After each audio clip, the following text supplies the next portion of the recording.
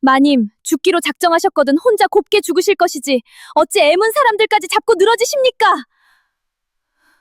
젊은 나이에 홀로 되고 몸까지 쓰지 못하게 된 대갓집 마님. 온 집안이 그녀를 깨질 듯 떠받드는데 정작 마님은 미음 한술마저 마다하고 벽만 바라보고 있었습니다. 그 적막한 방에 위아래도 모르는 산고략 촉군 처녀 하나가 수발로 들어섭니다. 그런데 누구도 참아 못하던 그 무엄한 말 한마디에 죽기로 했던 마님의 눈빛이 흔들리기 시작합니다. 달빛 아래 이야기가 계속될 수 있도록 구독과 좋아요로 응원의 마음을 보태주세요. 자, 그럼 오늘도 감동적인 옛날 이야기 지금 바로 시작합니다. 깊은 밤이었습니다. 대갓집 안채 깊숙한 방, 등잔불 하나가 가물거리고 있었지요.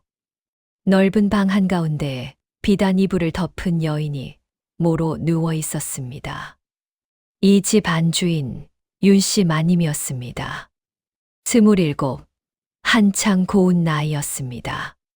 그러나 마님은 벌써 2해째 자리 보전을 하고 있었지요.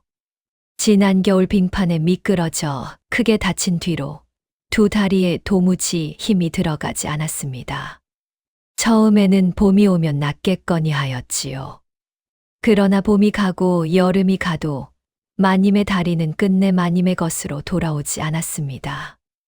머리맡에는 미음 한 그릇이 놓여 있었습니다. 김이 식어 굳어버린 지 오래였지요. 곁에 앉은 늙은 유모가 그 그릇을 들었다 놓았다 하며 애를 태웠습니다. 마님, 한 술만이라도 드시지요. 이러다 정말 몸이 다 상합니다. 마님은 대답이 없었습니다. 그저 벽 쪽으로 돌아누운 등만 보일 뿐이었지요. 곱단 할멈은 그 가녀린 어깨를 가만히 바라보았습니다. 마님을 갓난아기 적부터 업어 키운 유모였습니다. 한때 이 방의 주인은 이런 분이 아니었습니다. 동이 트기도 전에 일어나 곳간을 열고 종들을 다스리고 손님상을 살피던 야무진 안주인이었지요. 곳간 자물쇠 소리만 들어도 종들이 옷매무새를 고쳤습니다. 그렇게 똑 부러지던 분이 이제는 미음 한 술을 두고도 입을 떼지 않으셨습니다. 드시기 싫으시면 그만두셔도 됩니다. 할멈은 끝내 그릇을 거두었습니다. 그러고는 조용히 방을 물러났지요. 마루 끝에 한참을 앉아 있는데 마당 건너 행랑에서 종년 둘이 소곤거리는 소리가 들려왔습니다. 마님도 참 딱하시지. 저 고우신 분이 어쩌다 저리 쉿. 또 불쌍하다 소리했다간 큰일나. 마님이 그 말을 제일 싫어하시잖아. 할멈은 그 말에 가슴이 저릿했습니다. 옳은 말이었지요. 마님은 불쌍하다는 말을 죽기보다 싫어하셨습니다. 누가 안쓰러운 눈으로 들여다보기라도 하면 차라리 이불을 끌어올려 얼굴을 가려버리는 분이었지요. 동정받느니 차라리 혼자 시들겠다는 듯이. 할멈은 마당의 어둠을 바라보며 혼잣말처럼 중얼거렸습니다. 불쌍히 여기는 것하고 사람으로 보아드리는 것은 본디 다른 법인데. 그러나 그 밤, 그 말을 알아듣는 이는 아무도 없었습니다. 마님이 자리에 누운 2해 동안 이 집 살림은 어느새 시동생의 손으로 넘어가 있었습니다. 죽은 남편의 아우, 곧 마님에게는 시동생 되는 이였지요. 죽은 남편은 이 집안의 맞이로 대대로 내려온 종갓집 살림과 너른 전답을 고스란히 물려받은 종손이었습니다. 한데 그 종손이 대를 이을 아들 하나 없이 세상을 떠났으니 그 큰 살림을 누가 거두고 종가의 대를 누가 잇느냐가 문제였지요.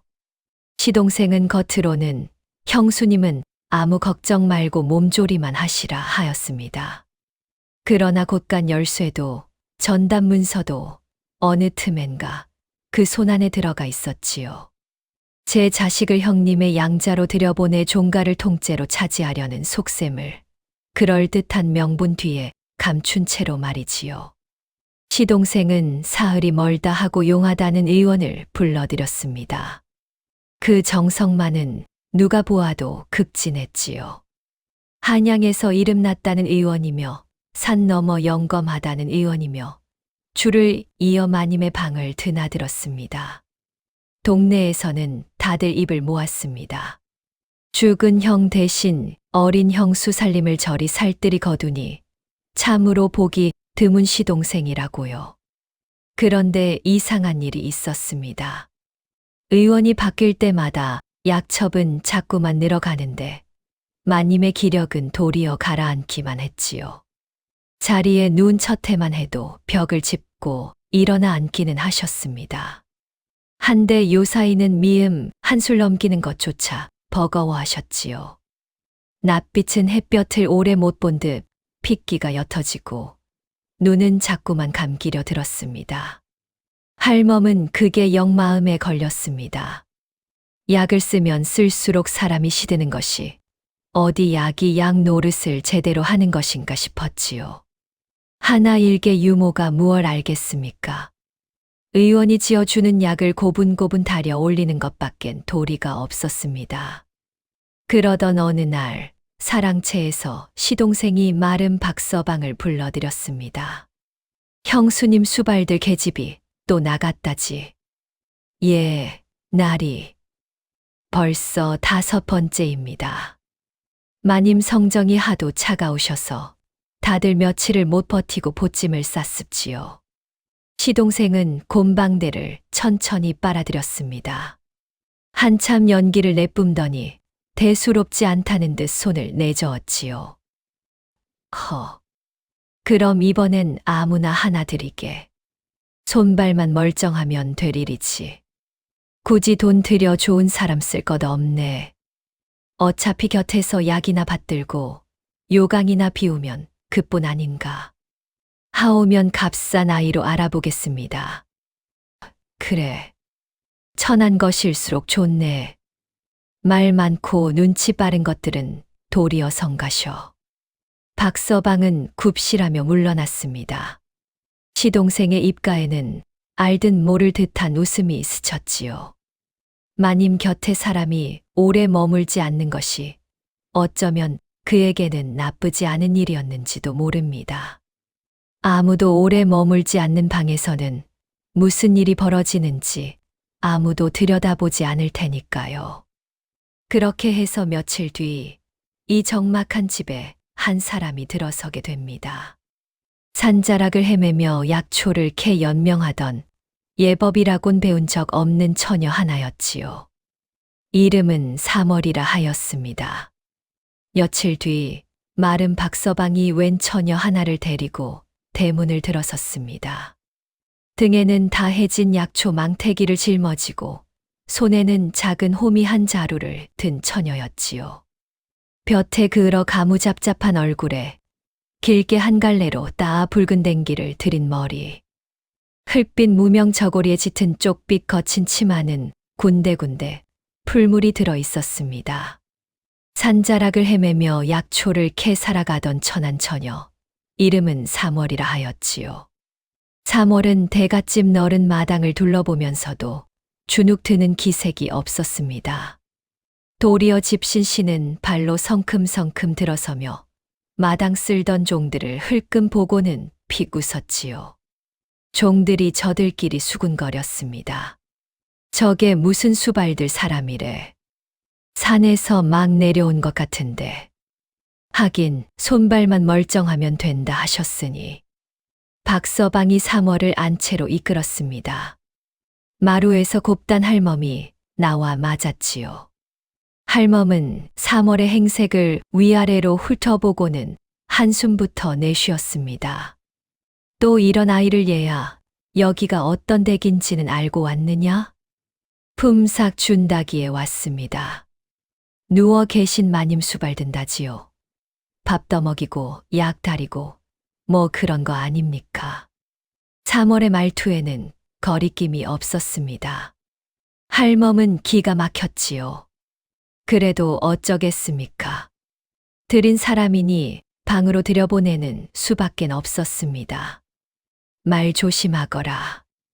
마님은 보통 분이 아니시니라.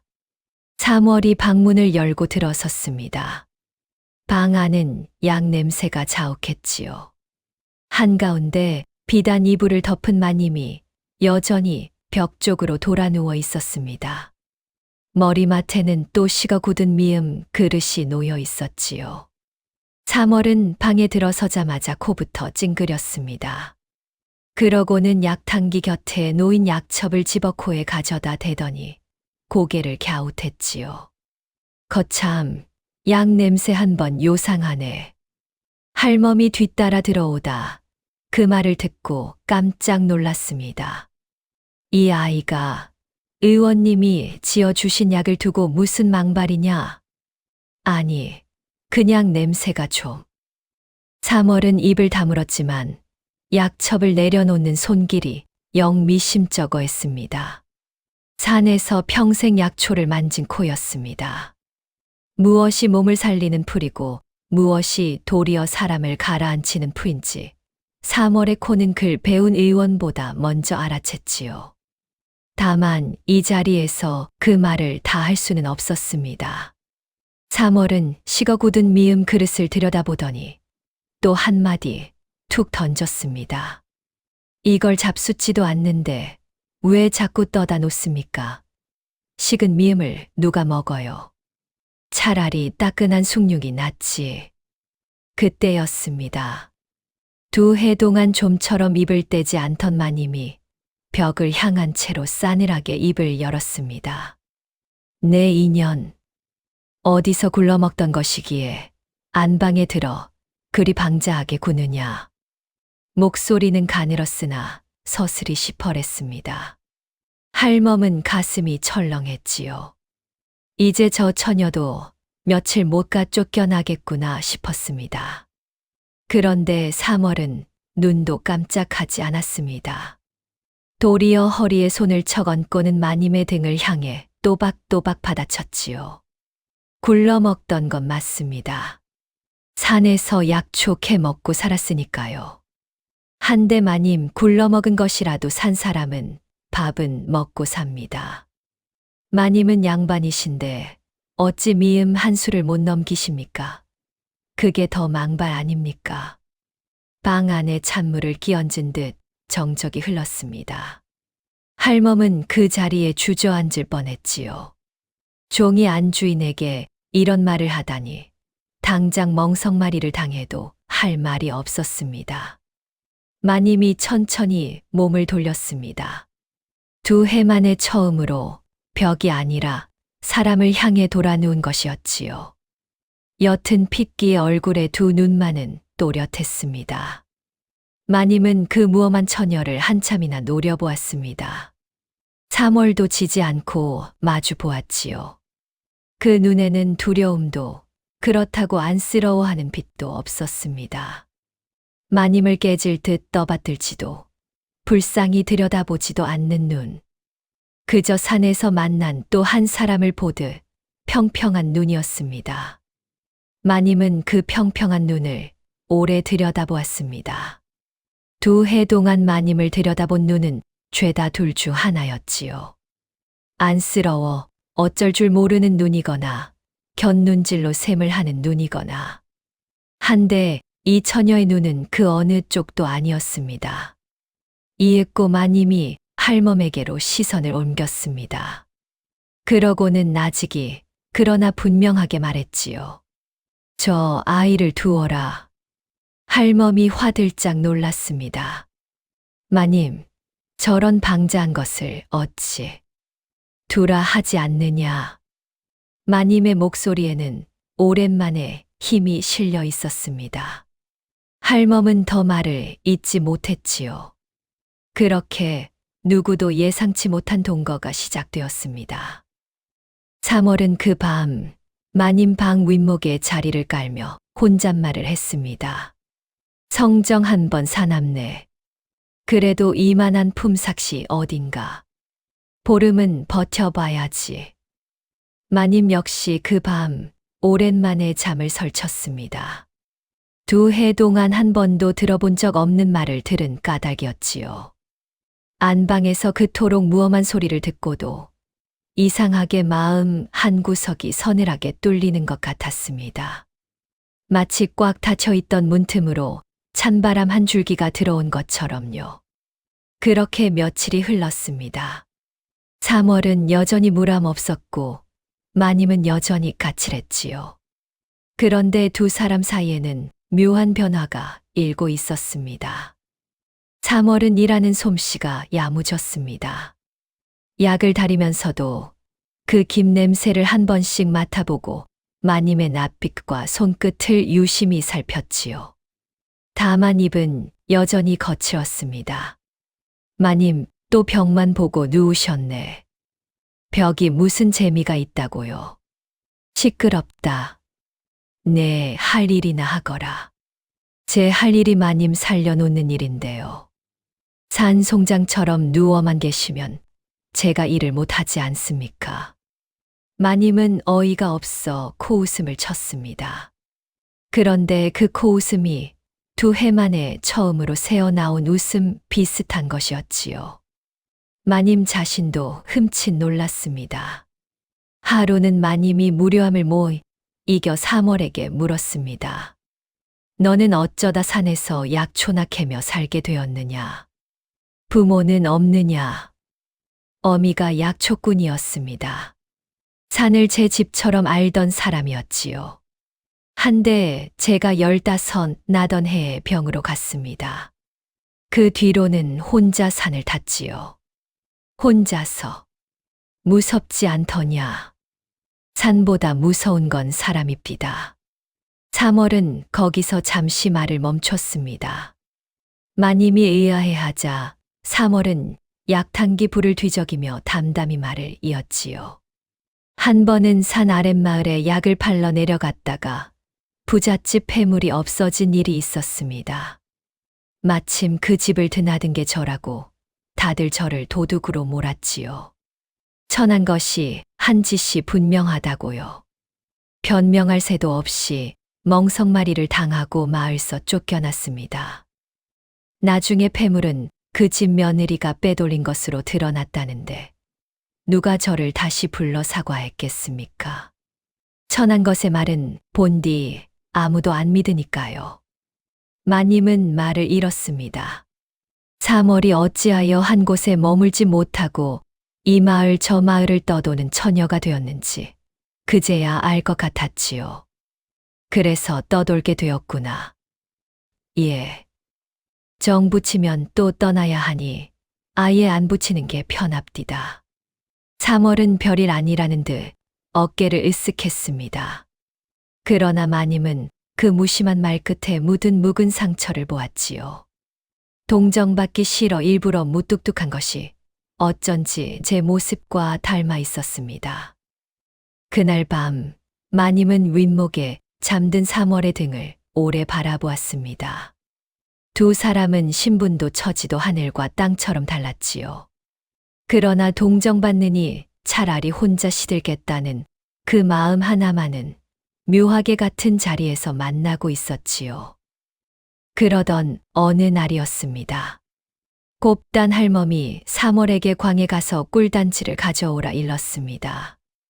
마님 드릴 더덕에 발라 드릴 꿀이었지요. 한데 광 안에는 똑같이 생긴 항아리가 줄줄이 놓여 있었습니다. 항아리마다 먹으로 이름이 적혀 있었지요. 꿀, 식초, 참기름, 조청. 그를 모르는 3월의 눈에는 그 검은 글씨가 그저 지렁이 기어간 자국으로만 보였습니다. 3월은 한참을 망설이다 그 중 하나를 골라 들고 나왔지요. 하필 그것이 식초 단지였습니다. 부엌에 있던 종들이 그것을 보고는 까르르 웃음을 터뜨렸습니다. 세상에 꿀이랑 식초도 구별을 못해. 글자가 떡하니 적혀 있구먼. 산 것이 다 그렇지 뭐. 글이라곤 한자도 모르는 일자무식인 게 무슨 안방수발이야. 마님 잡술 것에 식초를 발랐으면 어쩔 뻔했어. 이 무식한 것아. 한종은 일부러 사월의 등을 떠밀기까지 했습니다. 사월은 변명 한마디 못하고 고개를 숙인 채 그 모진 말들을 묵묵히 받아냈지요. 늘 그래왔으니까요. 천한 것이, 글도 모르는 것이 무슨 말을 한들 누가 들어주겠습니까? 그 광경을 마침 마루 건너 방에서 마님이 듣고 있었습니다. 마님은 가슴이 서늘해졌습니다. 제 앞에서는 그토록 당차고 거침없던 사월이 글자 몇 자 모른다는 이유로 때로 짓밟히면서도 고개 한 번 들지 못하는 것이었습니다. 나를 2해 만에 사람으로 보아준 아이가 정작 저는 사람 대접을 받지 못하는구나. 마님은 그 생각에 한참이나 천장을 올려다보았지요. 그날 밤 마님은 사월을 곁으로 불렀습니다. 그러고는 짐짓 아무 일 없었다는 듯 종이를 펴고 붓을 들었지요. 광에서 있었던 일은 한마디도 입에 올리지 않았습니다. 자존심 센 그 아이가 행여 동정받는다 여겨 마음 상할까 싶었던 까닭이지요. 이리 와 앉거라. 너한테 부탁이 하나 있다. 부탁이요. 마님이 제게요. 그래.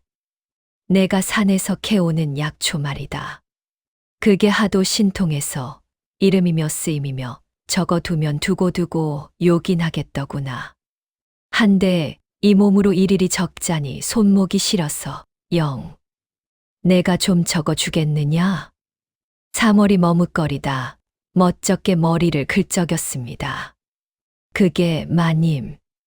저는 글이라곤 한자도 모르는 일자무식입니다. 산에 무슨 글이 있어야지요. 하나도? 하나도요. 마님은 별일 아니라는 듯 고개를 끄덕였습니다. 그럼 마침 잘 되었구나. 내 자리 보전하느라 적적하던 차였는데 소일거리가 생겼어. 약초 이름을 적자면 글을 알아야 할 터이니 내 한자씩 가르쳐 주마. 너는 그저 심심한 나하고 놀아준다 여기면 된다. 글을 가르쳐 주신다고요. 천한 제게. 천하고 귀한 게 글과 무슨 상관이냐. 적적한 사람 곁을 지켜주는 게 내 일이니 그 일에 글이 좀 보태진다 여기거라. 사월은 그 말이 어쩐지 고마우면서도 쑥스러워 괜히 퉁명스레 받았지요. 마님이 정적적하시다면야. 모지기는 척 배워드리지요. 그래. 다 나 좋자고 하는 일이다. 자, 이게 무슨 자인지 아느냐. 마님이 종이에 또박또박 한 획을 그어 보였습니다. 사월이 멀뚱히 들여다보더니 머리를 긁적였지요. 모릅니다. 달, 월이다. 밤하늘에 뜨는 그 달. 달, 월. 그래. 따라 그어 보아라. 사월은 서툴게 붓을 쥐고 빗뚤배뚤 획을 그었습니다. 영 모양이 안 나왔지요. 마님이 모처럼 입꼬리를 올렸습니다. 손에 힘을 빼거라. 홈이 쥐듯 글이 꽉 쥐면 글자가 도망간다. 그렇게 산만 알던 처녀가 처음으로 글자 하나를 배우게 되었습니다. 사월은 제 손으로 그린 빗뚤배뚤한 달월자를 한참이나 들여다보더니 씩 웃었지요. 마님, 이거 제가 그린 첫 글자입니다. 그래, 잘 간직하거라. 마님은 무심한 척했지만 누군가에게 무엇을 가르쳐 본 것이 실로 오래간만이었습니다. 그 작은 일이 마음에 잔잔한 온기를 남겼지요. 그러나 사월이 마님을 정말로 흔들어 깨운 것은 글이 아니라 다른 일에서였습니다. 그날도 마님은 식은 미음 그릇을 밀어놓고 있었습니다. 사월이 그 그릇을 보더니 두말 없이 들고 부엌으로 나갔지요. 한참 뒤 사월은 김이 모락모락 나는 무언가를 들고 들어왔습니다. 식은 미음이 아니었습니다. 산에서 캔 더덕을 구워 꿀을 바른 것이며 따끈한 숭늉 한 사발이었지요. 미음이 싫으시면 이거라도 잡숴 보십시오. 제가 산에서 늘 먹던 겁니다. 천한 것들이 먹는 것을 어찌 안방에 들이느냐. 천한 것이 먹는 거라도 사람 입에 들어가면 다 같은 곡기지요. 자, 한 입만. 3월은 막무가내로 더덕 한 조각을 마님 입가에 들이밀었습니다. 마님은 기가 막혀 노려보다가 마지못해 입을 벌렸지요. 그런데 그 구운 더덕의 향긋하고 달큼한 맛이 2해 동안 미음만 넘기던 입에 확 퍼지는 것이었습니다. 마님은 저도 모르게 한 조각을 더 받아 먹었습니다. 그러고는 숭늉까지 반 사발을 비웠지요. 곁에서 지켜보던 곱단 할멈이 눈시울을 붉혔습니다. 2해 동안 어떤 용한 약으로도 못하던 일을 산에서 온 천한 처녀가 더덕 한 조각으로 해낸 것이었으니까요. 그러나 3월은 거기서 그치지 않았습니다. 며칠 뒤 아침 3월은 다짜고짜 마님의 등에 손을 넣어 일으켰습니다. 마님, 업히십시오. 무엇을 하려는 게냐. 방에만 계시니 사람이 자꾸 시드는 겁니다. 바깥바람 좀 쐬셔야지요. 이 무엄한 것이 내가 어딜 나간단 말이냐. 누가 보기라도 보면 어떻습니까? 마님이 죄 지으셨습니까? 다친 게 죄입니까? 3월은 대답도 듣지 않고 마님을 들쳐업었습니다. 마님은 가녀렸으나 그래도 다 큰 여인이었지요. 3월은 산에서 약초 망태기를 지고 비탈을 오르내리던 다부진 등으로 마님을 둘러엎고는 성큼성큼 뒷문을 빠져나갔습니다. 마님은 처음엔 새파랗게 질려 발버둥을 쳤습니다. 그러나 담장을 벗어나 들길로 접어들자 차츰 몸에서 힘이 빠졌지요. 2해 만에 쐬는 바깥바람이었습니다. 보리밭이 바람에 일렁이고 멀리 강물이 햇빛에 반짝였지요. 3월은 강가 나루터의 늙은 버드나무 아래에 마님을 내려앉혔습니다. 강바람이 마님의 흐트러진 머리칼을 쓸어 넘겼지요. 마님은 한참이나 말이 없었습니다. 그저 흐르는 강물을 바라볼 뿐이었지요. 옅었던 두 뺨에 어느새 발그레한 기운이 옅게 돌고 있었습니다. 강이 아직도 흐르는구나. 강이 흐르지. 그럼 멈춥니까? 2해 동안 나는 세상이 다 멈춘 줄로만 알았다. 마님의 목소리가 가늘게 떨렸습니다. 3월은 그 곁에 털썩 주저앉아 강물에 돌멩이를 던지며 무심히 말했지요. 멈춘 건 세상이 아니라 마님이었습니다. 세상은 잘만 흐르던데요, 뭘. 마님은 그 무심한 말에 그만 피식 웃고 말았습니다. 2해 만에 처음으로 소리 내어 웃은 웃음이었지요. 나루터 나들이가 있고 며칠 뒤였습니다. 그날은 마님이 먼저 3월을 불렀습니다.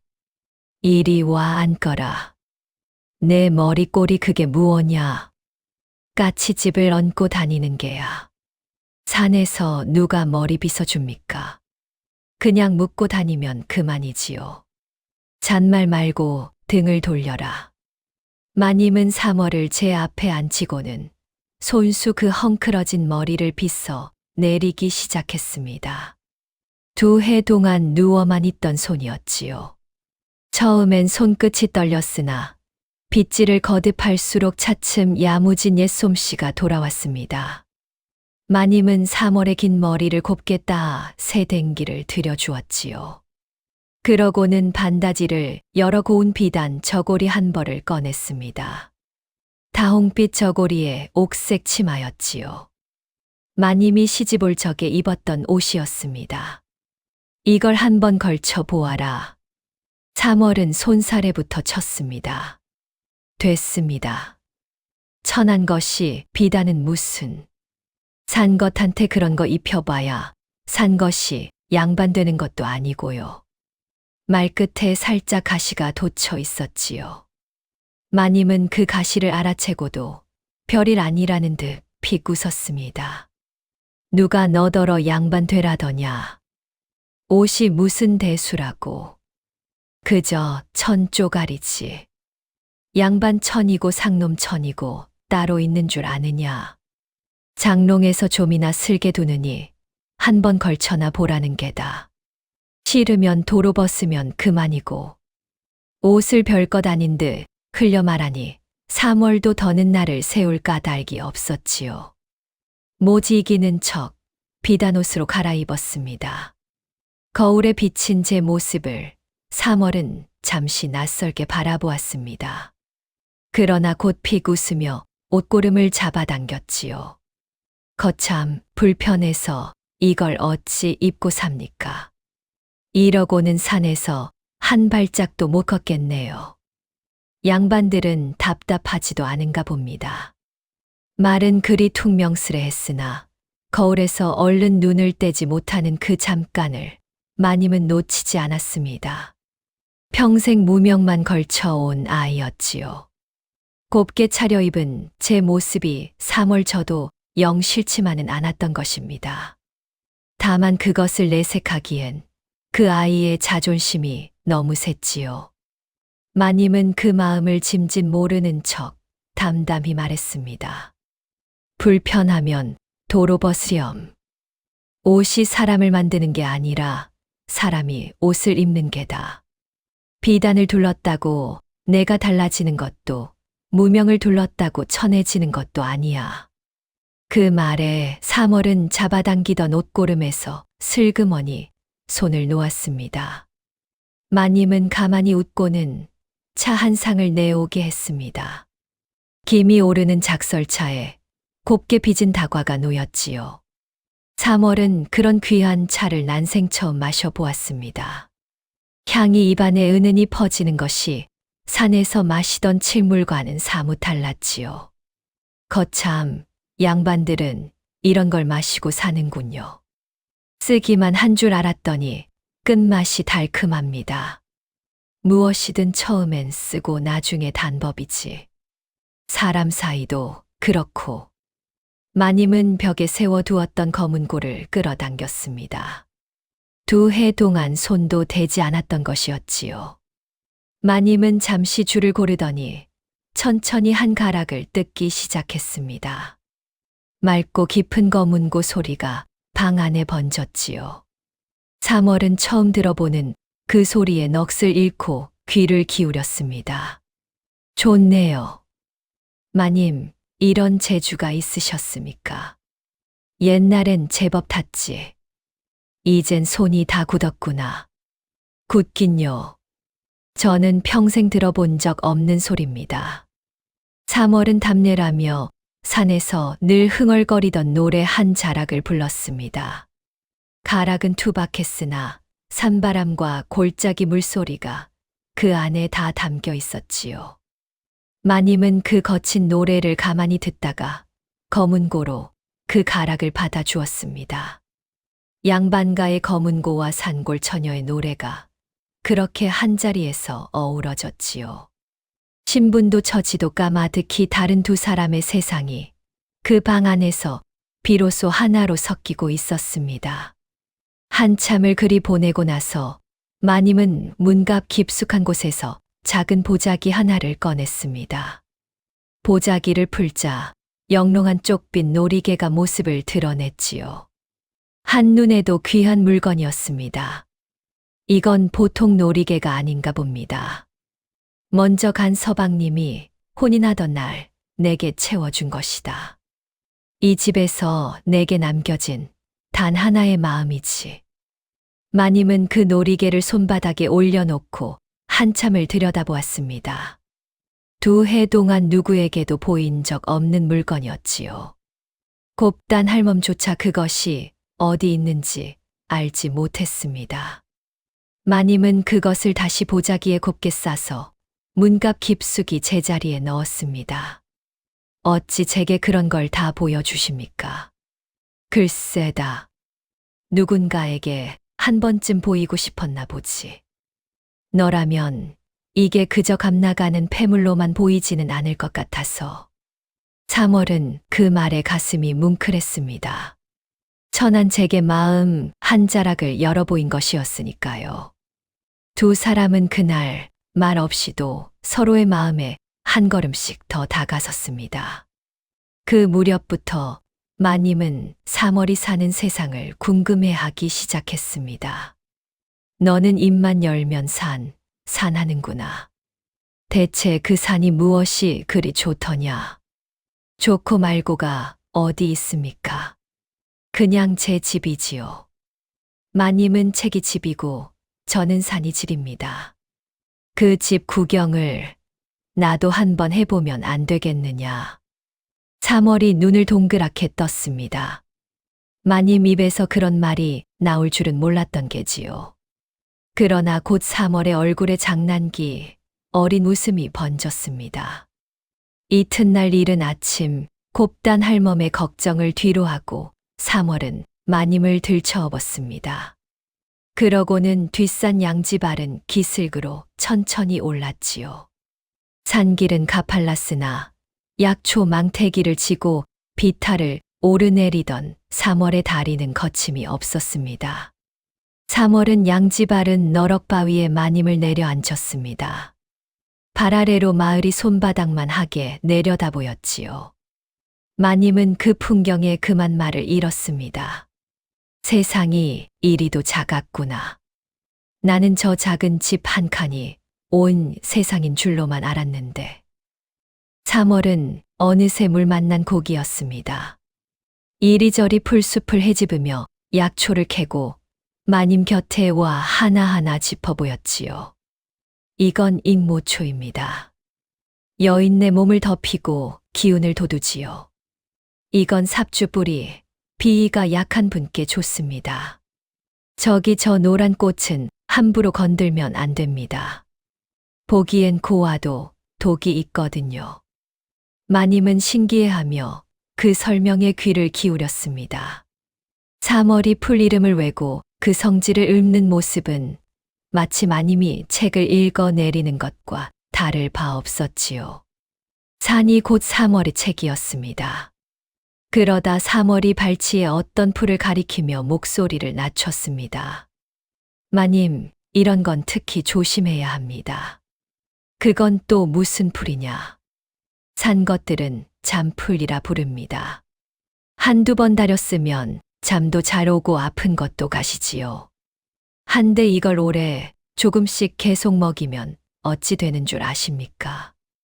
멀쩡하던 사람도 기운이 슬슬 빠져나가 종래는 시름시름 자리에 눕고 맙니다. 그래 놓고 보면 어디가 아픈지도 모르게 사람이 그냥 시들어 버리지요. 마님은 고개를 끄덕이며 그 말을 들었습니다. 산에는 사람을 살리는 풀과 해치는 풀이 그처럼 한 뼘 사이를 두고 나란히 자라고 있었지요. 마님은 문득 3월을 바라보며 물었습니다. 약초를 그리 훤히 아는 내가 어찌 의원이 되지 못했느냐. 어디 내로라 하는 의원보다 내가 더 나아 보이는구나. 천한 것이 글도 모르는 것이 무슨 의원입니까? 의원은 양반이나 중인이 하는 게지 산 것이 할 일이 아니지요. 저는 그저 풀이나 캐다 파는 게 분수에 맞습니다. 3월은 아무렇지 않게 말했으나 마님의 가슴은 미어졌습니다. 이 영민한 아이의 재주가 한낱 천한 신분에 묻혀 있는 것이 못내 안타까웠지요. 마님은 그날 마음 깊이 한 가지를 다짐했습니다. 언젠가 이 아이가 제 재주만큼 대접받는 날을 기어이 보고야 말겠다고요. 산에서 내려오던 길, 마님이 3월의 등에 엎인 채 가만히 말했습니다. 3월아, 나는 죽을 때까지 안방 천장만 보다 갈 줄 알았다. 그런데 내 덕의 강도 보고 장터도 보고 이제 산까지 보는구나. 고맙다. 마님 입에서 고맙단 말도 다 나오네요. 산이 무너지겠습니다. 인연이 또 두 사람은 마주보며 웃었습니다. 산새 울음만 가득한 길에 두 여인의 웃음소리가 오래도록 번졌지요. 그 일이 있고 며칠 뒤였습니다. 3월의 글공부는 제법 늘어 이제 더듬더듬 잠오를 떼고 제 이름 석자도 쓸 줄 알게 되었습니다. 마님이 흐뭇하게 바라보며 물었지요. 이제 웬만한 글은 짚어 읽겠구나. 한데 3월아, 글을 배우면 무엇이 제일 하고 싶으냐? 글쎄요. 누구한테 한자 적어보고 싶긴 한데. 누구에게? 3월이 한참을 머뭇거리다 나직이 답했습니다. 제 어미한테요. 글을 몰라 어머니 살아생전에 편지 한 장 못 드린 게 늘 마음에 걸렸습니다. 마님은 잠시 말이 없었습니다. 그러고는 종이를 펴고 3월의 손에 붓을 쥐어 주었지요. 늦지 않았다. 지금 적으면 되지. 산소에 가져가 태우면 그 연기가 하늘에 닿는 법이다. 자, 내 불러줄 테니 한 자씩 적어보아라. 3월은 마님이 불러주는 대로 서툰 글씨로 한자 어미에게 붙이는 글을 적어 내려갔습니다. 어머니, 3월이는 잘 있습니다. 이제 글도 배웁니다. 빗뚤배뚤한 글자 위로 3월의 굵은 눈물이 뚝뚝 떨어졌지요. 마님은 그 떨리는 등을 가만히 쓸어 주었습니다. 천한 약초꾼 처녀와 양반가 마님이었습니다. 신분도 처지도 하늘과 땅처럼 멀었지요. 그러나 그 방 안에서 두 사람은 그저 서로의 빈자리를 채워주는 두 사람일 뿐이었습니다. 그렇게 여름이 깊어갔습니다. 마님은 눈에 띄게 달라졌지요. 옅었던 두 뺨에 발그레한 혈색이 돌고 감기던 두 눈에는 다시 생기가 차올랐습니다. 미음을 마다하던 입은 이제 밥을 찾았고 벽만 보던 눈은 이제 바깥을 그리워했지요.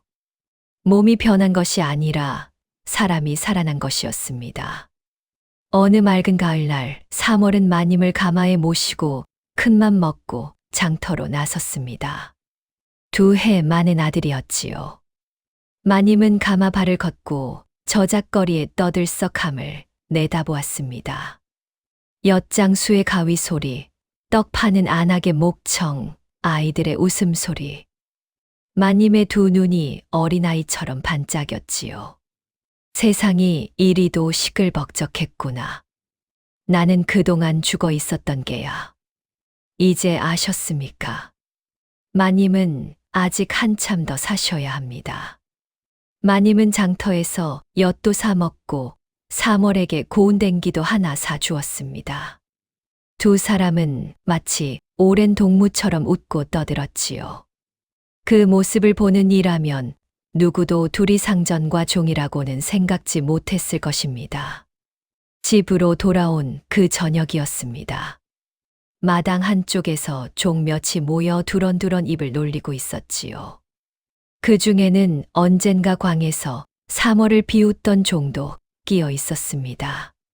세상에 천한 산 것이 마님을 업고 장터를 다 나다니고 분수도 모르고 안방을 제 집처럼 드나드는 꼴이라니. 그러게 말이야. 마님이 너무 오냐오냐 하시니 저것이 기어오르지. 마침 그 곁을 지나던 마님이 그 말을 죄다 들었습니다. 마님은 가마를 멈추게 하고는 서늘한 눈으로 종들을 둘러보았지요. 종들이 흠칫 놀라 고개를 조아렸습니다. 방금 누가 그 아이를 천하다 하였느냐. 목소리는 낮았으나 서슬이 펄했습니다. 2해 만에 돌아온 안채를 호령하던 안주인의 그 목소리였지요. 2해 동안 너희 중 누구 하나 나를 사람으로 보아준 적이 있더냐. 다들 깨질듯 떠받들거나 안쓰러워 혀를 차거나 곁눈으로 샘을 했을 뿐이지. 한데 저 아이는, 천하다는 저 아이는 나를 송장이 아니라 사람으로 대해 주었다. 죽어가던 나를 다시 일으켜 세운 것도 저 아이고. 그런 아이를 너희가 감히 천하다 입을 놀려? 종들은 차마 고개를 들지 못했습니다. 마님이 한자 한자 못을 박든 말을 이었지요. 똑똑히 들어라. 이 집에서 사머리는 내 사람이다. 저 아이를 함부로 하는 자는 곧 나를 함부로 하는 것으로 알겠다. 알아들었느냐? 예, 마님. 종들이 기어드는 소리로 답하고는 황급히 흩어졌습니다. 조금 떨어져 그 광경을 지켜보던 사월은 멍하니 서 있었습니다. 평생을 천한 것이라 손가락질만 받아 온 사월이었지요. 누가 제 편을 들어준 적은 어미가 죽은 뒤로 단 한 번도 없었습니다. 그런 제 편을 그것도 양반과 마님이 마님 앞에서 들어준 것이었지요. 마님, 어찌 그런 말씀을 종들 듣는 데서 무예가 어떻다는 게냐. 틀린 말 한마디 없거늘 저는 그저 천한 것입니다. 또 그 소리, 천하고 귀한 것이 어디 신분으로 정해지더냐. 사람 됨됨이로 정해지는 게지. 너는 내가 본 그 누구보다 귀한 아이다. 그러니 다시는 내 입으로 천하다는 소리 입에 담지 말거라. 사월은 끝내 고개를 푹 숙였습니다. 시큰해진 코끝을 마님에게 들키고 싶지 않았던 까닭이지요. 그 밤 사월은 난생 처음으로 내 편이 있다는 것이 어떤 것인지를 알았습니다. 마님은 어느새 사월에게 세상에 단 하나뿐인 울타리가 되어 있었지요. 그리고 그날 밤 마님은 오랜만에 곳간 장부를 가져오게 했습니다. 이 집 살림이 2해 동안 어찌 돌아갔는지 내 한번 보아야겠다. 마님이 살림에 다시 마음을 두기 시작한 것이었지요. 야무진 안주인이 돌아오고 있었습니다. 그러나 그 소식은 곧 사랑채의 시동생에게로 흘러들었습니다. 장부를 나르던 마른 박서방이 그 길로 시동생에게 달려가 고한 것이었지요. 날이 큰일 났습니다. 안방마님께서 곧간 장부를 들여다보기 시작하셨습니다.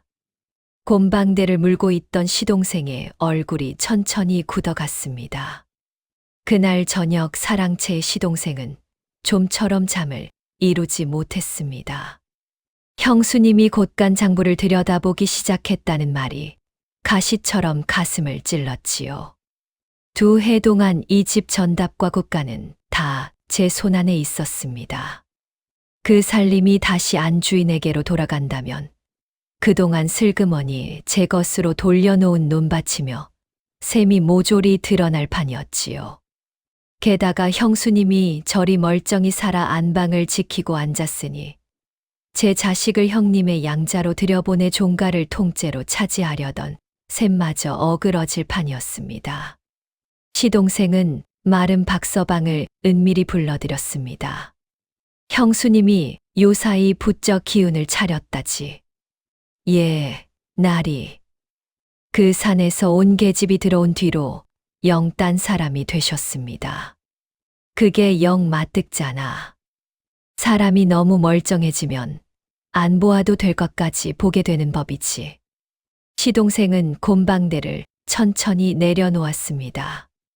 그러고는 목소리를 한층 낮추었지요. 의원에게 일러 약을 좀 더 독하게 쓰라 하게. 산 것들이 덜어 쓴다는 그 풀 오래 쓰면 사람이 시름시름 가라앉는다는 그 풀 말일세. 표가 안 나게 조금씩. 날이 그건 너무하신 것 아닙니까? 누가 죽이라더냐. 그저 예전처럼 가만히 누워 계시게 하자는 게지. 형수님 몸이 약하신 게 어디 내 탓인가. 이게 다 대끊긴 종가를 지키자고 하는 일일세. 박서방은 등골이 서늘했으나 차마 거역하지 못했습니다. 그렇게 마님이 다리는 약첩에 보이지 않는 손이 닿기 시작했지요. 사실 그동안 마님이 눈에 띄게 좋아진 데에는 사월의 숨은 몫이 있었습니다. 3월은 처음 그 약 냄새를 맡았을 때부터 영 미덥지가 않았지요. 그래서 마님 몰래 약을 절반쯤 묽게 달여 올리고 대신 산에서 캔 기운도 두는 풀을 슬쩍 섞어 드렸던 것입니다. 약을 덜 쓰니 도리어 마님이 살아난 셈이었지요. 그런데 어느 날부터 박서방이 약만은 제 손으로 직접 챙기겠다고 나섰습니다. 이건 날이 분부일세. 약은 내가 달여 올릴 터이니 너는 손대지 말거라. 어찌 갑자기 그러십니까? 천한 것이 약에 손대다 잘못되면 누가 책임지누? 잔말 말고 비키거라. 3월은 미심쩍었으나 물러설 수밖에 없었습니다. 그날부터 마님은 박서방이 달여 올리는 약을 고스란히 드시게 되었지요. 그러자 거짓말처럼 마님이 다시 가라앉기 시작했습니다. 발그레하던 혈색이 도로 옅어지고 또렷하던 두 눈이 자꾸만 감겼지요. 장터를 다녀온 지 보름도 안 되어 마님은 다시 미음 한수를 버거워하며 자리에 눕고 말았습니다. 곱단 할멈이 발을 동동 굴렀습니다. 아이고, 이를 어째. 그만 좋아지셨던 분이 어찌. 3월은 그 곁에서 약탕기를 노려보았습니다. 그러고는 박서방이 막 다려낸 약첩을 집어 코에 가져다 댔지요. 순간 3월의 낯빛이 하얗게 질렸습니다. 그 냄새, 산에서 수없이 맡아본 바로 그 잔풀 냄새였습니다. 이거였구나. 이 약에 잔풀이 섞였어. 3월은 그 길로 곱단 할멈에게 달려갔습니다. 할멈, 이 약에 못된 풀이 섞였습니다. 누군가 마님을 일부러 눕히고 있어요. 마님이 갑자기 가라앉은 건 병 때문이 아니라 이 약 때문입니다. 할멈은 깜짝 놀랐으나 이내 고개를 저었습니다. 얘야, 그게 무슨 무서운 소리냐. 그 약은 한양서 모셔 온 용한 의원이 지은 게다. 날이 깨서 그 비싼 돈을 들여 마님을 살리려 하시는데 누가 그분을 해친단 말이냐. 내가 약을 잘못 보았겠지. 제가 산에서 평생 만진 풀입니다. 제 코가 틀릴 리가. 쉿! 그런 말 함부로 했다간 큰 봉변을 당한다. 천한 내 말을 누가 믿겠느냐. 3월은 가슴이 턱 막혔습니다. 또였습니다.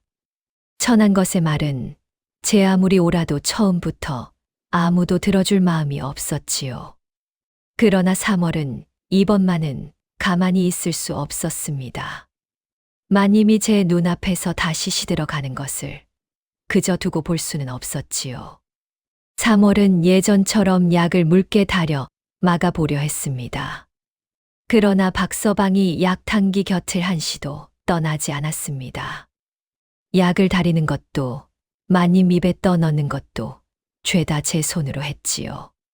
3월이 약사발 근처에 얼씬만 해도 눈을 부라렸습니다. 썩 물러가지 못하겠느냐. 약은 내가 손댈 것이 아니라 했다. 3월은 다급한 마음에 정신이 가물거리는 마님의 귀에 대고 속삭여 보기도 했습니다. 마님, 이 약을 드시면 안 됩니다. 누가 약에 못된 풀을 넣었어요.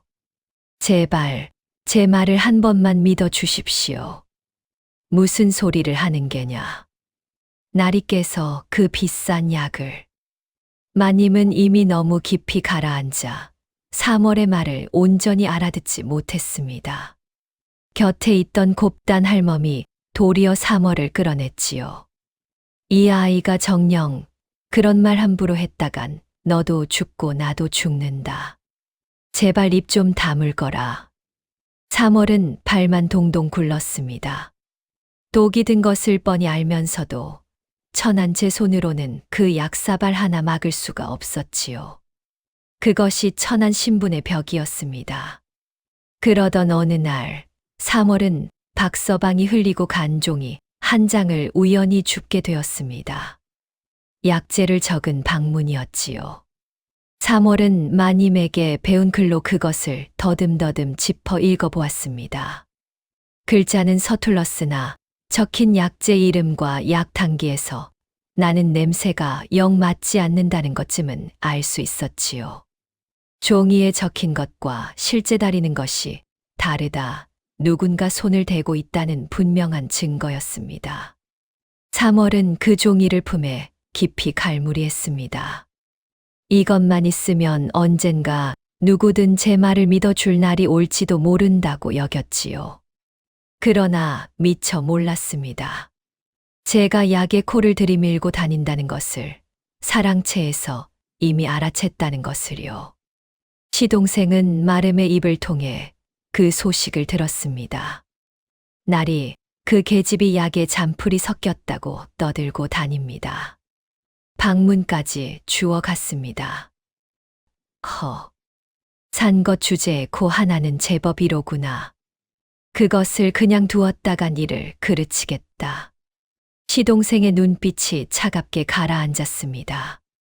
그 계집을 이 집에서 내쫓아야겠다. 그것도 다시는 아무도 그 말을 고지 듣지 못하게 도둑년으로 몰아서 말이다. 천한 도둑년의 입에서 나온 소리는 죽어도 믿는 법이 없으니. 며칠 뒤였습니다. 안방이 발칵 뒤집혔습니다. 마님의 놀이개가 감쪽같이 사라진 것이었지요. 죽은 남편이 혼인하던 날 채워준 마님에게 단 하나 남은 그 쪽빈 놀이개였습니다. 마님 놀이개가 없어졌다. 온 집안을 다 뒤져서라도 찾아라. 종들이 우르르 마당으로 쏟아져 나왔습니다. 그때 마른 박서방이 기다렸다는 듯 헛기침을 하며 나섰지요. 그러고 보니 요사이 그 약초 캐던 계집이 안방을 제 집처럼 드나들지 않았습니까? 글쎄, 천한 것이 그 귀한 폐물을 보고 어찌 욕심이 안 났겠습니까? 의심스러우면 그 계집 보찜부터 한번 뒤져보시지요. 마당에 둘러선 사람들의 눈초리가 일제히 3월에게로 쏠렸습니다. 3월은 영문도 모른 채 끌려 나왔지요. 종 둘이 3월의 보찜을 거꾸로 털었습니다. 그러자 보찜 깊숙한 곳에서 쪽빈 놀이개가 툭 떨어졌습니다. 박서방이 미리 숨겨둔 것이었지요. 3월의 얼굴이 백지장처럼 하얘졌습니다. 이건 제가 넣은 게 아닙니다. 저는 그 놀이개에 손도 댄 적이 없습니다. 손도 안 댔는데 어찌 내 보찜에서 나오느냐. 이 도둑년이 끝까지 잡아떼는구나. 박서방이 펄펄 뛰며 호통을 쳤습니다. 둘러선 종들이 혀를 차며 수군거렸지요. 역시 산 것은 어쩔 수 없어. 그러게 천한 것을 안방에 들이는 게 아니라니까. 3월은 미친 듯이 고개를 저었습니다. 발버둥 치며 외쳤지요.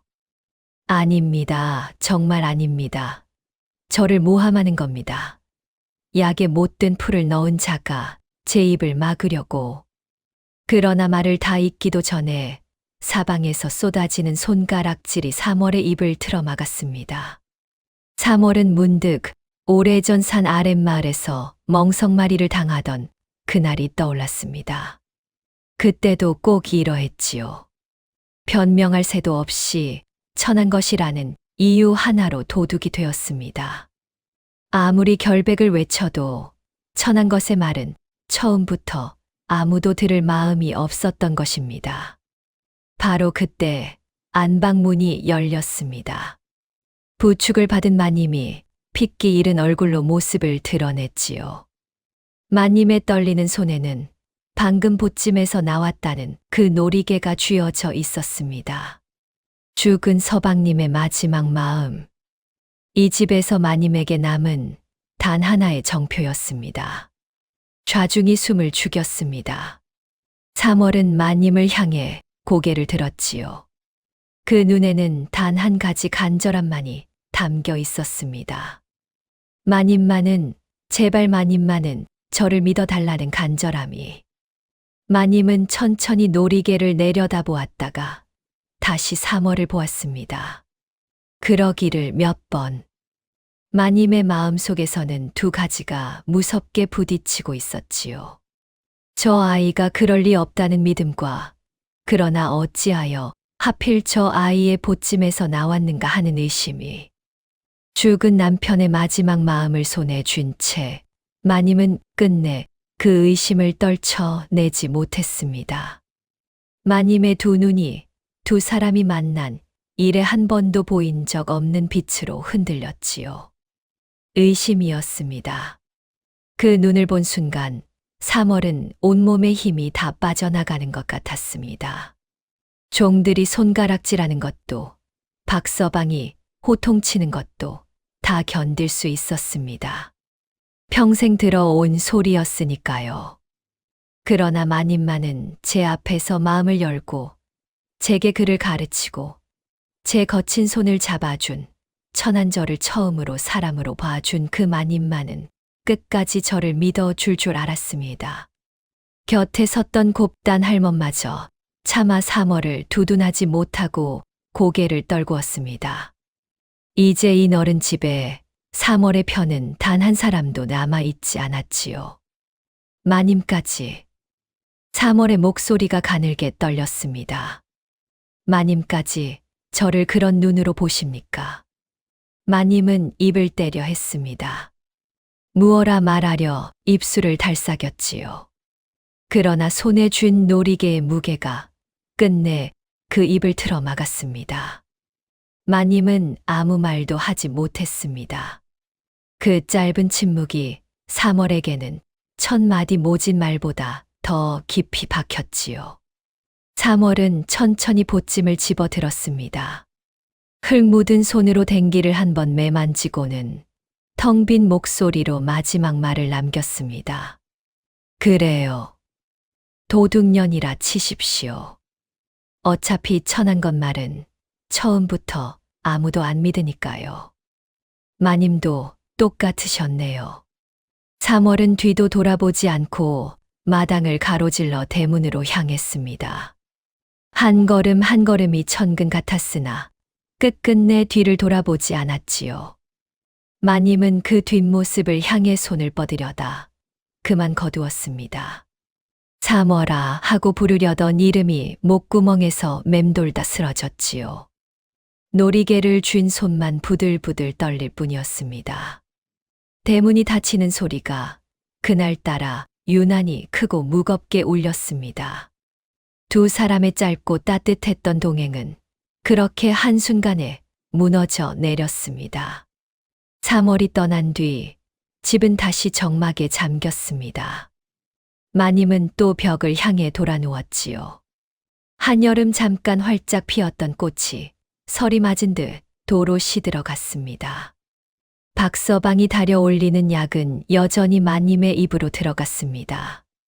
3월이 곁에서 약을 묽게 달여 막아 주던 손길이 사라졌으니 이제 그 못된 풀이 고스란히 마님의 몸을 갉아먹었지요. 발그레하던 두 뺨은 다시 핏기를 잃었고 또렷하던 두 눈은 자꾸만 가물가물 감겼습니다.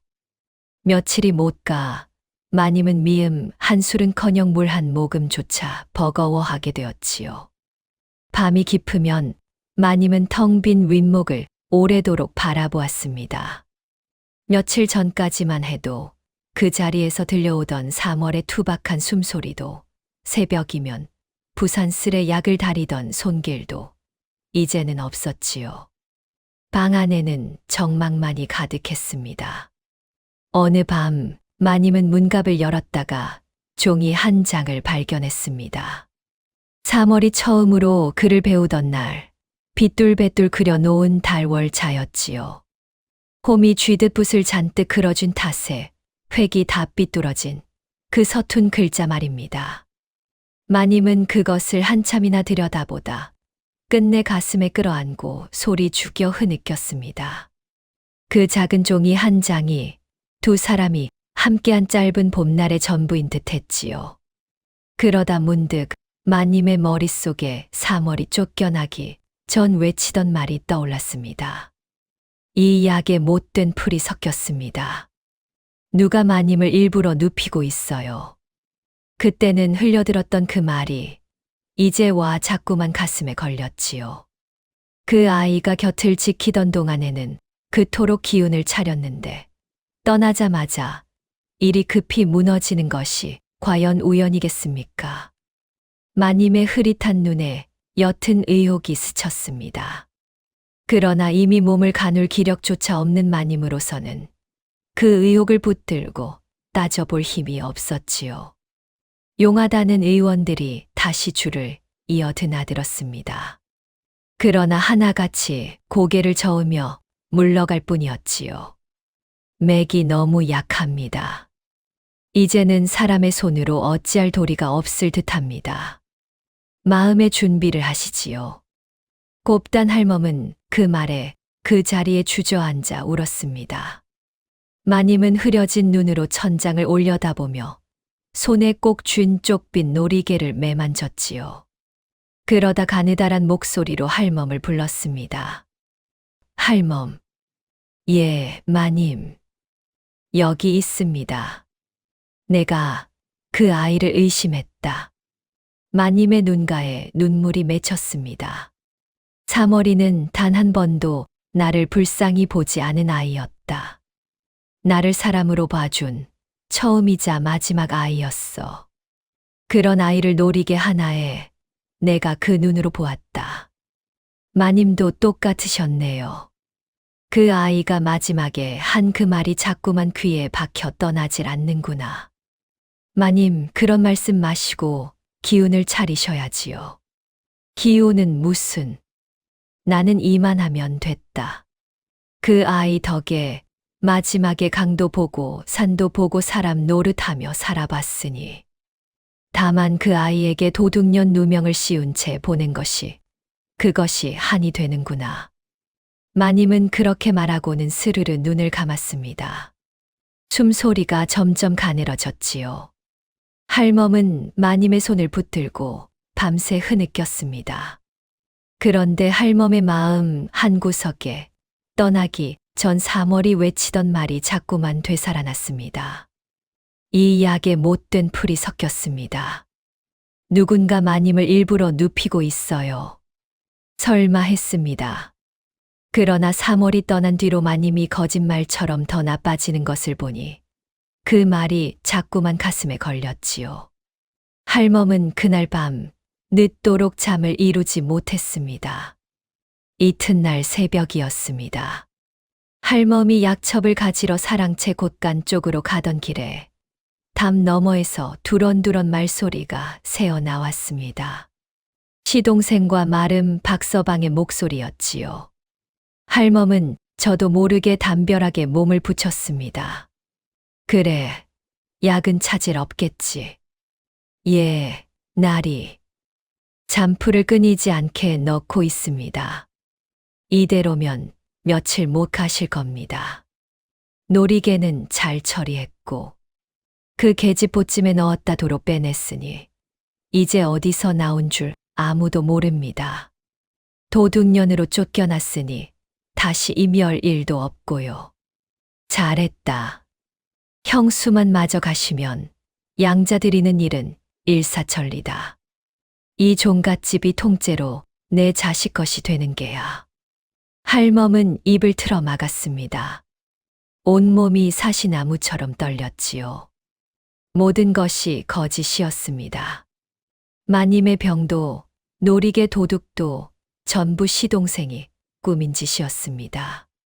3월의 말이 처음부터 끝까지 옳았던 것이지요. 그 천한 산 것의 말이 그 어떤 용한 의원의 말보다 옳았던 것입니다. 할멈은 부들부들 떨며 발길을 돌렸습니다. 그러나 곧 절망이 밀려왔지요. 일개 늙은 유모가 무엇을 할 수 있겠습니까? 집안 살림과 권세를 다 쥔 시동생 앞에서 종 따위가 입을 연들 누가 믿어주겠습니까? 3월이 그러했듯 할멈의 말 또한 천한 것의 말일 뿐이었습니다. 그때 할멈의 머릿속에 단 하나의 얼굴이 떠올랐습니다. 3월이었지요. 저 못된 풀을 알아보는 것도 그 독을 풀어 마님을 살릴 수 있는 것도 이 세상에 오직 사월뿐이었습니다. 할멈은 마음을 굳혔습니다. 어떻게든 사월을 찾아 데려와야 했지요. 할멈은 그날로 믿을 만한 어린 종 하나를 은밀히 불렀습니다. 얘야, 부탁 하나만 들어다오. 며칠 전 쫓겨난 사월이를 찾아야 한다. 멀리는 못 갔을 게다. 산 아랫마을 주막부터 뒤져 꼭 좀 찾아다오. 마님이 돌아가시게 생겼다고 전해라. 한편 쫓겨난 사월은 멀리 가지 못하고 있었습니다. 산 아랫마을 어기 주막의 짐을 풀고는 며칠째 그 자리를 맴돌았지요. 발이 도무지 떨어지지 않았던 까닭입니다. 사월은 품속에서 약방문 적힌 종이를 꺼내 들여다보았습니다. 글자는 여전히 더듬더듬했으나 그것이 거짓의 증거라는 것만은 알았지요. 내가 떠나버리면 누가 저 약을 막누? 마님은 사월은 입술을 깨물었습니다. 도둑년 소리를 들으며 쫓겨난 마당이었습니다. 다시 그 집에 발을 들이는 것은 제 발로 멍석마리를 당하러 가는 것이나 다름없었지요. 그러나 마님의 핏기 없는 얼굴이 자꾸만 눈앞에 어른거렸습니다. 바로 그때였습니다. 주막 마당으로 어린 종 하나가 숨이 턱에 차 뛰어들었습니다. 3월 누이 맞지요? 곱단 할멈이 보냈습니다. 어서 와 주셔야 합니다. 마님이 다 죽어 가십니다. 3월의 얼굴이 하얗게 굳었습니다. 다음 순간 3월은 약초 망태기를 둘러매고 자리를 박차고 일어났지요. 마님이 어쩌다 그 지경이 되셨단 말이냐. 3월은 뒤도 돌아보지 않고 어둠이 걷히는 새벽길을 내달리기 시작했습니다. 도둑년 누명도 멍석마리도 이제 두렵지 않았지요. 머릿속에는 오직 한 가지 생각뿐이었습니다. 마님을 살려야 한다. 그 한 사람만은 죽게 둘 수 없었습니다. 3월이 그 집에 들이닥친 것은 동이 틀 무렵이었습니다. 대문을 지키던 종이 막아섰지요. 내 인연, 쫓겨난 도둑년이 무슨 낯짝으로 또. 비켜. 3월은 그 손을 뿌리치고 안채로 내달렸습니다. 누가 붙잡든 멍석마리를 당하든 이제 아무것도 두렵지 않았지요. 3월은 신발도 벗지 않은 채 마님의 방문을 벌컥 열어 젖혔습니다. 방 안의 광경에 3월은 가슴이 철렁 내려앉았습니다. 마님이 송장처럼 핏기 없이 누워 숨소리조차 들릴 듯 말 듯 했지요. 곱단 할멈이 그 곁에서 울다 지쳐 있었습니다. 마님. 3월은 한달음에 달려가 마님 곁에 약사발부터 멀찍이 밀쳐냈습니다. 그러고는 마님의 손목을 짚고 입가에 코를 가져다 댔지요. 잔풀 냄새가 짙게 배어 있었습니다. 3월의 두 눈에 불이 일었습니다. 이 독을 며칠을 더 드셨단 말입니까? 이러다 정말 큰일 나십니다. 마님이 그 소리에 가느다랗게 눈을 떴습니다. 흐릿한 눈동자에 3월의 얼굴이 어렸지요. 마님은 마른 입술을 힘겹게 달싹였습니다. 3월이냐? 내가 어찌 여길 또 왔느냐? 도둑년 소리를 들으며 쫓겨난 내가 다시 오면 무슨 봉변을 당하려고. 나는 됐다. 이만하면 됐어. 너까지 화를 입지 말고 어서 가거라. 마님은 다 죽어가는 와중에도 3월을 걱정하며 돌아가라 하였습니다. 그 말에 3월의 눈에서 굵은 눈물이 뚝 떨어졌지요. 그러나 다음 순간 3월은 눈물을 훔치고는 버럭 소리를 질렀습니다. 마님 죽기로 작정하셨거든 혼자 곱게 죽으실 것이지. 어찌 애먼 사람들까지 잡고 늘어지십니까? 방 안이 찬물을 끼얹은 듯 조용해졌습니다. 죽어가던 마님의 눈동자가 그 무엄한 한마디에 흔들렸지요. 마님이 죽으면 다 끝인 줄 아십니까? 마님을 이 지경으로 만든 놈은 발 뻗고 잘 살고, 마님 살리려던 저는 도둑년으로 남는 겁니다. 마님이 정말 절 사람으로 봐주셨다면 이리 곱게 누워 죽을 게 아니라 두 눈 부릅뜨고 살아나셔야지요. 살아서 누가 옳고 누가 그른지 똑똑히 보셔야 할 것 아닙니까? 마님의 흐릿하던 두 눈에 천천히 빛이 돌아오기 시작했습니다. 그래, 내 말이 옳다. 옳으면 정신 차리십시오. 제가 살려드릴 테니 마님은 그저 이 악물고 버티기만 하시면 됩니다. 3월은 그 길로 약초 망태기를 풀어헤쳤습니다. 잔풀의 독을 풀어줄 해독초를 골라 손이 보이지 않게 빻고 다렸지요. 산에서 평생 익힌 손이었습니다. 어느 용한 의원도 못 잡아낸 독을 천한 약초꾼의 손이 풀어가기 시작했습니다. 꼬박 하루 밤낮이었습니다. 3월은 한숨도 자지 않고 마님 곁을 지켰지요. 마님의 입에 해독약을 떠넣고 식은땀을 닦고 손발을 주물렀습니다. 그러기를 며칠, 거짓말처럼 마님의 핏기가 조금씩 돌아오기 시작했습니다. 감겼던 눈의 생기가 차오르고 가물거리던 숨이 고르게 잡혔지요. 마님이 살아나고 있었습니다.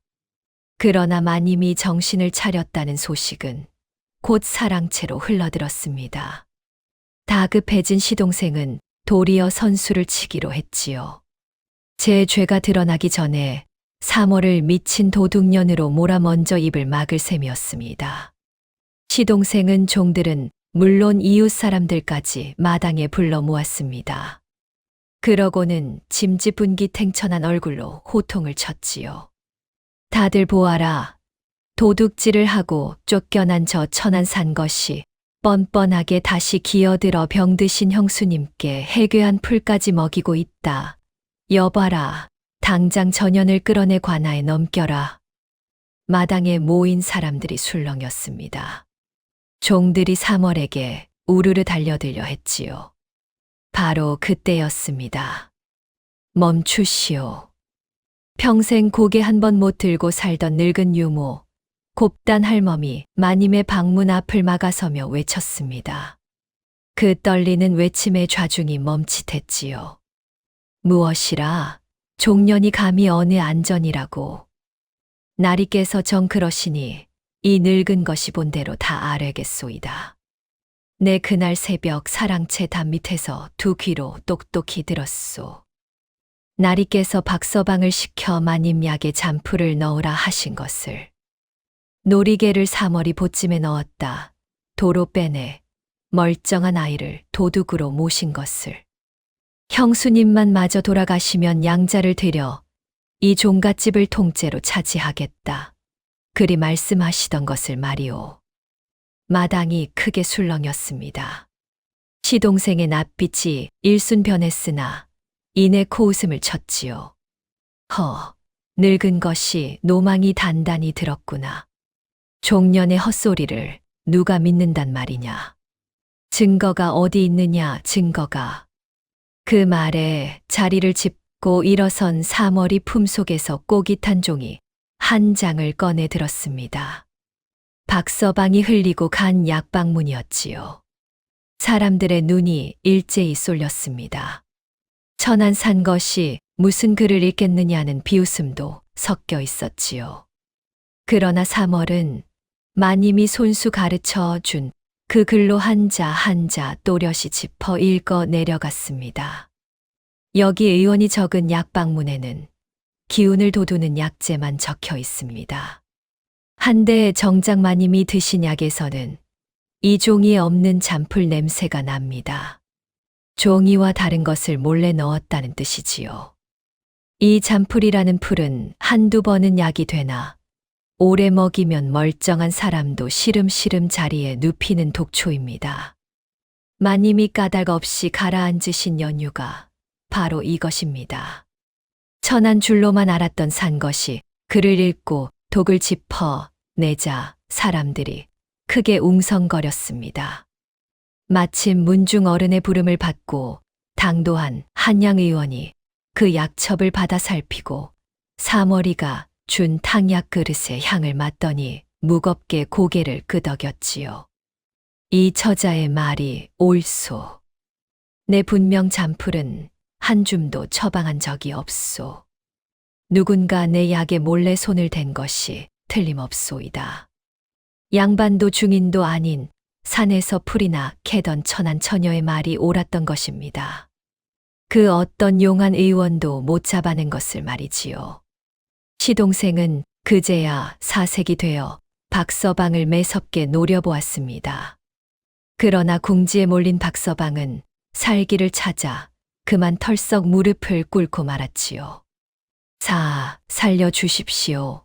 소인은 그저 시키는 대로 했을 뿐입니다. 잔풀을 넣은 것도, 놀이개를 그 개치 보찜에 숨긴 것도 죄다 나리 분부였습니다. 소인 같은 마름이 무슨 힘이 있어 그런 일을 꾸미겠습니까? 나리께서 시키시니 어쩔 수 없이. 이놈, 닥치지 못하겠느냐? 시동생이 박서방의 멱살을 잡고 흔들었으나 한 번 터진 입은 막을 길이 없었습니다.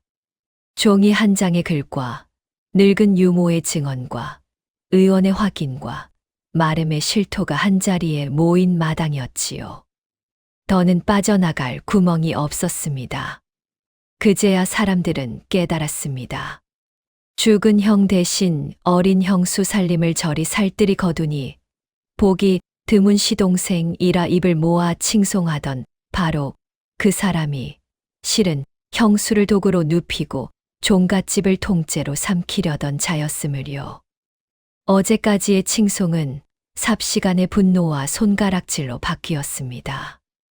이윽고 문중 어른들과 관아의 포졸들이 마당으로 들이닥쳤습니다. 마침내 부축을 받아 자리에서 일어나 앉은 마님이 천천히 입을 열었지요. 며칠 새 핏기가 돌아온 얼굴에는 2해 전 안채를 호령하던 야무진 안주인의 기계가 고스란히 서려 있었습니다. 형님께서 물려주신 이 종가는 사람을 독살하여 차지하라고 있는 자리가 아닙니다. 더구나 산 사람을 둘이나 나를 도구로 저 아이를 누명으로 함께 죽이려 하셨으니 그 죄를 어찌 다 헤아리겠습니까? 관아의 처분을 받으시지요. 그리고 이 집 살림은 오늘부로 다시 이 사람이 거두겠습니다. 시동생은 그 자리에서 오랏줄에 묶였습니다. 조금 전까지 그가 호령하던 바로 그 마당에서 이제는 그가 끌려 나가게 된 것이지요. 발버둥을 치며 욕설을 퍼부었으나 누구 하나 그 편을 들어주지 않았습니다. 박서방 또한 그 뒤를 따라 묶여갔지요. 2해 동안 마님을 좀먹던 어둠이 온 마을이 지켜보는 앞에서 그렇게 거쳐 나갔습니다. 소동이 가라앉은 방 안에 마님과 사멀 2사람만이 남았습니다. 마님은 살아 돌아온 손으로 사멀의 거칠고 흙 묻은 손을 가만히 맞잡았지요. 사멀아, 내가 너를 그 한순간 의심했구나. 그 한 가지가 내내 마음에 걸리더구나. 내가 돌아오지 않았다면 죽어서도 한이 될 뻔했어. 미안하고 고맙다. 사멀은 눈물이 그렁그렁한 채로 짐짓퉁명스레 대꾸했습니다. 마님 입에서 미안하단 말까지 나오는 거 보니 이제 정말 다 나으셨네요. 2사람은 마주보며 울다가 이내 웃고 말았습니다. 시동생이 오랏줄에 묶여 관아로 끌려간 뒤 집안은 차차 제자리를 찾아갔습니다. 마님은 다시 안채의 곳간 열쇠를 거머쥐고 2해 동안 흐트러진 살림을 하나하나 야무지게 추슬렀지요. 시동생이 슬그머니 제 것으로 돌려놓았던 전답이며 문서도 문중 어른들의 도움으로 모두 제자리로 돌아왔습니다. 다만 마님의 다리는 끝내 예전으로 돌아오지 않았습니다. 여전히 제 발로 걷지는 못했지요. 그러나 이제 마님은 누워 시드는 사람이 아니었습니다. 앉아서 살림을 다스리고 사람을 부르고 소리 내어 웃는 사람이었지요. 몸은 그대로였으나 사람이 온전히 살아난 것이었습니다. 그것이면 충분했습니다. 어느 가을날 마님이 사머를 안방으로 불렀습니다. 그러고는 잘 접은 종이 한 장을 내밀었지요. 사머리 마님에게 배운 글로 그 종이를 더듬더듬 짚어 읽어 내려가다 그만 눈이 휘둥그레졌습니다. 그것은 면천 문서였습니다. 사머를 종의 신분에서 풀어 떳떳한 양인으로 삼는다는 마님과 문중의 이름이 나란히 적힌 문서였지요. 마님, 이게 무슨, 너는 이제 이 집 종이 아니다. 떳떳한 양인이야. 산 것도 천한 것도 아니다. 그저 이 고을에서 약초를 가장 잘 아는 사람 사머리지. 사머는 그 문서를 두 손에 받쳐 든 채 한참이나 말을 잊지 못했습니다.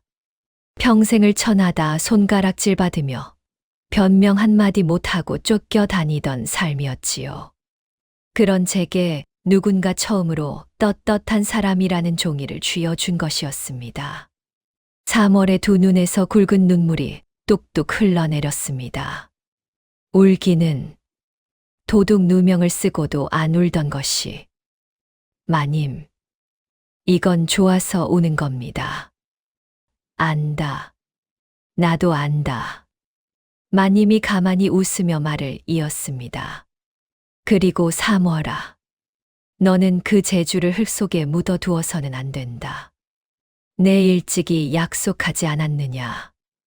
내가 내 재주만큼 대접받는 날을 기어이 보고야 말겠다고. 마님은 그날로 집 한켠에 자그마한 약방을 차려주었습니다. 산에서 평생 익힌 사월의 약초 솜씨가 비로소 떳떳한 자리를 얻은 것이지요. 처음에는 천한 것이 무슨 의원이냐며 비웃던 사람들도 사월의 손이 닿으면 신통하게 병이 잡히는 것을 보고는 하나둘 발길을 돌렸습니다. 머지않아 고을 사람들은 몸이 아프면 사월을 찾았지요. 약초 캐던 산것이라 부르던 잎들이 이제는 용한 사월이라 불렀습니다. 사월은 이제 약방문도 제 손으로 또박또박 적고 읽었습니다. 마님이 가르쳐준 그 글로요. 글을 몰라 꿀과 식초도 구별 못한다. 비웃음 당하던 처녀가 이제는 약재 이름을 적어 사람을 살리는 사람이 된 것이었습니다. 그러면서도 사월은 마님의 곁을 떠나지 않았습니다. 다만 이제는 종으로서가 아니라 벗으로서 마님의 손발이 되어 주었지요. 마님을 업고 산에도 오르고 강에도 나갔습니다. 두 사람 사이엔 이제 상전도 종도 없었습니다. 가을이 다시 깊어가던 어느 맑은 날, 두 사람은 그 강가 나루터를 다시 찾았습니다. 사월이 처음으로 마님을 업고 나섰던 바로 그 늙은 버드나무 아래였지요. 사월이 마님 곁에 보따리를 풀었습니다. 한쪽에는 산에서 캔 더덕을 구워 꿀 바른 것이, 다른 한쪽에는 마님이 좋아하는 고운 다과가 놓였지요. 천한 산음식과 귀한 양반의 다과가 한 보따리 안에 사이좋게 담겨 있었습니다. 두 사람은 그것을 나란히 집어먹으며 웃었습니다. 마님이 가져온 검은 고로 한 가락을 뜯자 사월이 투박한 산노래로 그 가락을 받았지요.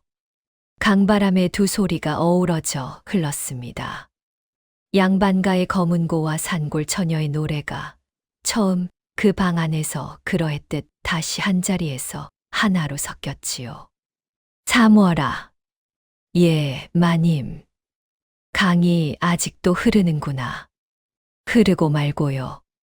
마님하고 저도 아직 한참 더 흐를 겁니다. 신분도 처지도 하늘과 땅처럼 멀던 두 여인이었습니다. 한 사람은 가진 것이 많아도 삶을 놓아버렸고 한 사람은 가진 것이 없어도 삶이 무엇인지 알았지요. 그러나 서로의 텅 빈 자리를 가만히 채워준 그 마음 하나로 두 사람은 신분을 넘어선 평생의 벗이 되었습니다. 강물은 그날도 여느 때처럼 말없이 흘러갔습니다. 두 사람의 웃음소리를 싣고서요. 이 이야기에서 제 마음에 가장 오래 남은 장면이 있어요. 온 집안이 마님을 행여 깨질까 떠받들며 방 안에만 모셔둘 때 사머리는 다짜고짜 마님을 등에 업고 대문 밖으로 나섭니다. 죽기로 마음먹고 벽만 바라보던 마님을 오랜만에 환한 햇살 아래 강바람이 부는 나루터로 데리고 나가지요. 버드나무 아래에 가만히 앉아 반짝이는 햇살을 바라보던 마님의 눈빛이 그 순간 아주 조금 흔들립니다. 저는 그 장면에서 다 놓아버린 사람을 다시 살게 하는 건 값비싼 약도 곁에서 떠받드는 시중이 아니라 손 한번 잡고 바깥바람 쐬어주는 그 작은 마음이구나 그런 생각을 했답니다.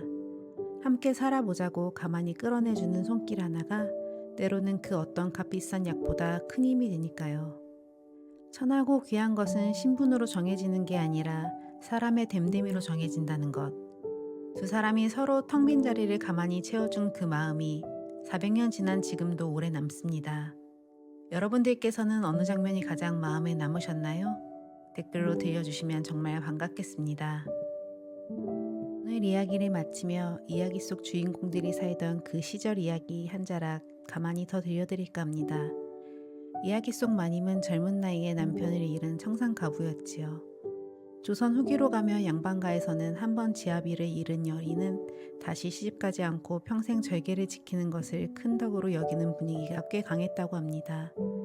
그러다 보니 마님처럼 젊어서 홀로 된 여인은 긴 세월을 적적한 안채에 갇혀 지내는 경우가 적지 않았다 하지요.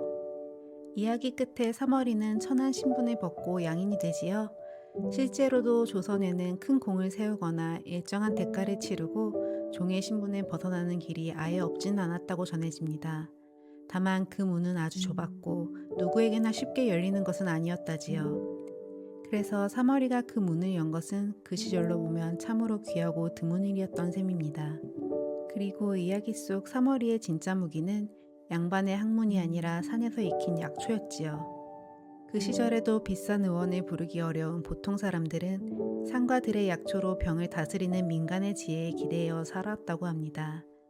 매운 글은 없어도 풀 하나하나에 쓰임을 꿰던 사머리의 손길은 어쩌면 그 어떤 값비싼 약초보다 미더운 것이었을지도 모릅니다.